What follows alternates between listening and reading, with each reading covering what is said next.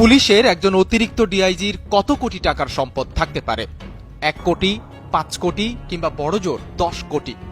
কালের কণ্ঠের অনুসন্ধানে বেরিয়ে এসেছে পিলে চমকানো তথ্য। এ দেশেরই একজন অতিরিক্ত ডিআইজির সম্পদের পরিমাণ প্রায় 6,000 কোটি টাকা। পুলিশের নাম ভাঙিয়ে সাধারণ মানুষের জমি দখল করে তিনি এই বিপুল সম্পদের মালিক হয়েছেন। পুলিশ হেডকোয়ার্টার্সে নিযুক্ত এই অতিরিক্ত ডিআইজির নাম গাজী মোহাম্মদ মোজাম্মেল হক। আনন্দ পুলিশ পরিবার বহুমুখী সমবায় সমিতি নামক একটি অবৈধ আবাসন প্রকল্পকে ব্যবহার করে লুটে নিয়েছেন সাধারণ মানুষের জমি। প্রকল্পটির জমিতে মিশে আছে অনেক নির্যাতিত মানুষের চোখের জল। জমি কবজা করতে অনেককে রিমান্ডে নিয়ে নির্যাতনও করেছেন। 6 থেকে 7 টন মাছ আমাদের পথেরটা পড়ছে, পথের ভিখারি বানাইছে। এই ছাড়া আর কোনো পথ নেই। তোর কাছ তো দিতে অনেক কাহিল। বালু হালার সময় আমার বালুর তলে থুইয়া লইব এমন পরিস্থিতি, তো আমি কই যাবো? দৌড়ে থানা পর্যন্ত যাই, থানাত গেলে আর কোনো করে না। ডিআইজি মুজাম্মেলের অর্ডারই এগুলি করছে। মুজাম্মেল সাহেব হ্যাঁ, ওনার লোক সব তারা অফিসে চাকরি করে, এই লোকই আইছে, এই লোকই করছে। বড় লোক মানুষ, আমি হ্যাঁ গেল কেমনি তুললাম কোন বয় না। প্রায় 6,650 কোটি টাকার এই আবাসন প্রকল্পটির পরিচালক হিসেবে দায়িত্ব পালন করছেন গাজী মোহাম্মদ মোজাম্মেল হক। আইনের মারপ্যাঁচ এড়াতে কৌশলে এই বিপুল সম্পদের মালিকানা দিয়েছেন স্ত্রীর নামে।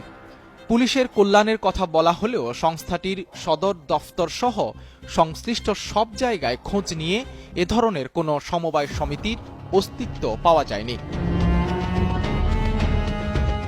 অনুসন্ধানে পাওয়া যায়, স্ত্রীর নামে পুলিশের শীর্ষ এই কর্মকর্তা দেশের বিভিন্ন এলাকায় গড়ে তুলেছেন প্রায় 3,500 বিঘা জমি।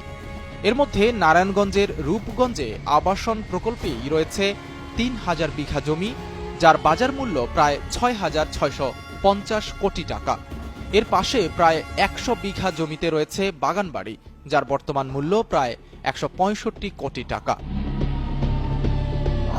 জানা গেছে, গাজী মোহাম্মদ মোজাম্মেল হক কুমিল্লার মেঘনা উপজেলার বড়কান্দা ইউনিয়নের হরিপুর গ্রামে স্ত্রীর নামে গড়েছেন সম্পদের পাহাড়।